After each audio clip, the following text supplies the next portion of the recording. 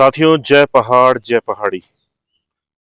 मैं ये वीडियो खास तौर पे उत्तराखंड के पहाड़ों की एक बहुत बड़ी समस्या जो आप मेरे पीछे देख रहे हैं, चीड़ के जंगलों पर, चीड़ के जंगलों से जो उत्तराखंड के पहाड़ी इलाकों की तबाही हो गई है, उसके बारे में ये वीडियो बना रहा हूँ। आप जहाँ भी उत्तराखंड में जाएंगे तो पहाड़ी इलाकों में आपको चीड़ के जंगल बेहिसाब मिलेंगे। और इनमें जो है सबसे बड़ी दिक्कत जो इनसे पैदा होती है वो होती है कि जब इन जंगलों में आग लगती है तो अपना तो इनका कुछ नहीं बिगड़ता, लेकिन जो अन्य प्रजाति के जो पेड़ होते हैं वो पूरी तरीके से जो है नष्ट हो जाते हैं इसमें। और एक समस्या और भी होती है कि जो जमीन के नीचे पानी होता है, उस पानी को चीड़ की वजह से जो है वो ये पेड़ जो है काफी जल संरक्षण के लिए उपयोगी नहीं है, और जो ग्राउंड वाटर होता है वो इनकी वजह से काफी नीचे चले जाता है। तो चीड़ का पेड़ एक बड़ी समस्या है और बच्चे पीछे से हाथ भी ला रहे। तो आपके लिए मैं वीडियो बना रहा हूँ।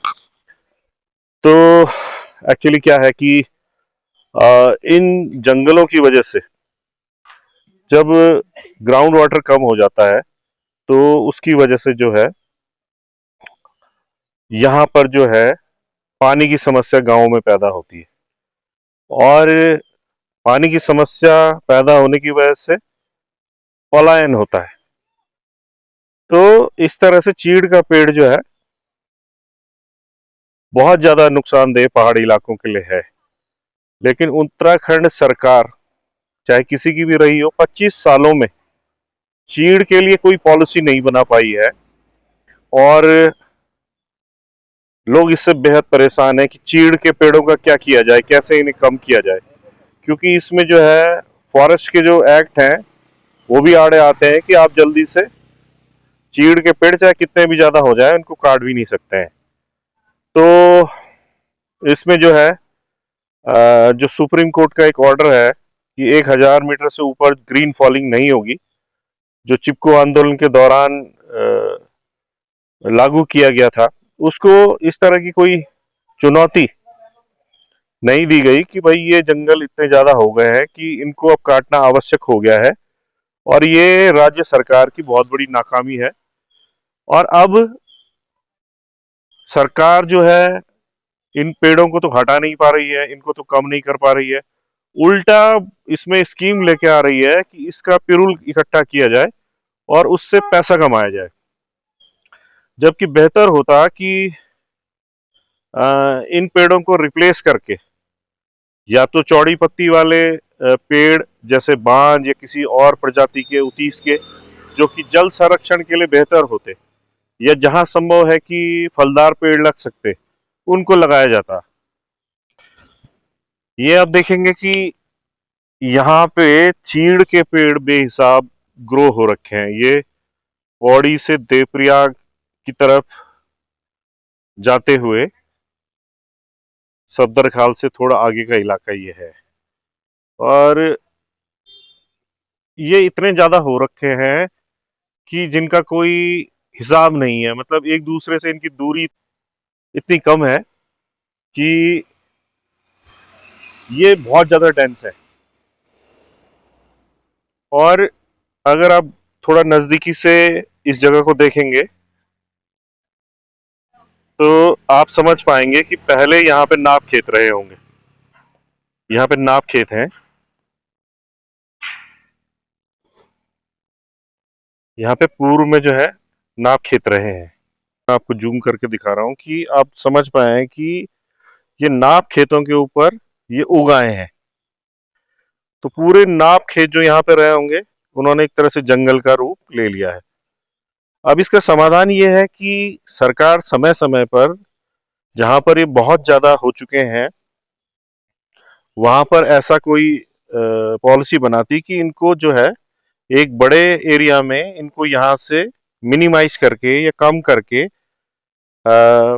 यहाँ पर चौड़ी पत्ती प्रजाति के जो है पेड़ लगाए जाते, तो यहाँ का एनवायरनमेंट पूरा चेंज होता, जल संरक्षण बेहतर होता, और इवन जो है वन्य जीव जंतु जो है, जो गुलदार खास तौर पे गांवों की तरफ आ रहा है, वो भी कम गांवों की तरफ आता, क्योंकि जब जंगल में उसको शिकार मिल जाता तो वो गांवों की तरफ नहीं आता। तो गुलदार की जो समस्या है कहीं ना कहीं उसका भी शुरुआत इन चीड़ के जंगलों से है। जहां बांज बुरांस देवदार के घने जंगल होते हैं, वहां गुलदार की जो समस्या होती है वो कम होती है, क्योंकि ऐसे जंगलों में उसको जो है अपना जो है शिकार है वो आसानी से मिल जाता है। चीड़ के जंगलों में, जो इस तरह के सूखे जंगल हैं, यहाँ पे जंगली जानवर ना के बराबर रहना पसंद करते हैं। जो छोटे जानवर होते हैं, चाहे हिरन हो, चाहे खरगोश हो, या कोई दूसरा जानवर हो, या इवन चिड़िया, इन पेड़ों पर बैठना पसंद नहीं करती। तो ये पेड़ जो है ये हर दृष्टि से पर्यावरण के लिए और जंगली जानवरों के लिए उपयोगी नहीं है, लेकिन सरकार के पास कोई पॉलिसी नहीं है। अब मैं समाधान की बात करूंगा, क्योंकि सवाल तो सब उठाते हैं, इसका समाधान क्या है। इस वीडियो के अंतिम हिस्से में मैं समाधान की बात करूंगा, क्योंकि सवाल तो सब उठाते हैं, लेकिन इस समस्या का समाधान क्या है। इस समस्या का समाधान ये है कि उत्तराखंड के पहाड़ी इलाकों में जहां जहां चीड़ का फॉरेस्ट बहुत ज्यादा हो गया है, वहां पे यहाँ के स्थानीय ग्रामीणों को, मूल निवासियों को एक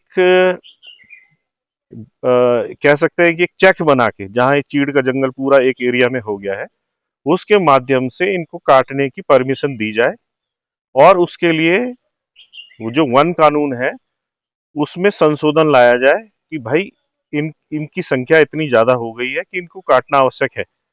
और उसके बाद इन पेड़ों को काटने से जो आय होगी ग्राम सभा की, उस आय से ये शर्त रखी जाए कि वो फिर यहाँ पे चौड़ी पत्ती वाले या बगीचा यहाँ पे डेवलप करेंगे, और वो संपत्ति जो है ग्राम सभा की होगी, ग्रामीणों की होगी, और उसे अपनी आय का जरिया बनाएंगे। जब हम ऐसा करेंगे तो इस तरह के जो फॉरेस्ट है उनको मिनिमाइज कर सकते हैं। इसके अलावा जो इससे जल संरक्षण की दिक्कत पैदा हो रही है वो मिनिमाइज होगी। गुलदार का जो आतंक है, जंगली जानवरों के जो आतंक है, चाहे वो गुलदार है चाहे वो बंदर है, जब जंगलों में आपके फलदार पेड़ भी होंगे, चौड़ी पत्ती वाले पेड़ भी होंगे, तो बंदर, लंगूर, सुअर, ये सारे जानवर जो है गांव की तरफ रुख करना कम पसंद करेंगे। तो इस तरह का समाधान किया जा सकता है, लेकिन वो तभी होगा जब यहाँ पर क्षेत्रीय सोच वाले लोगों की सरकार होगी।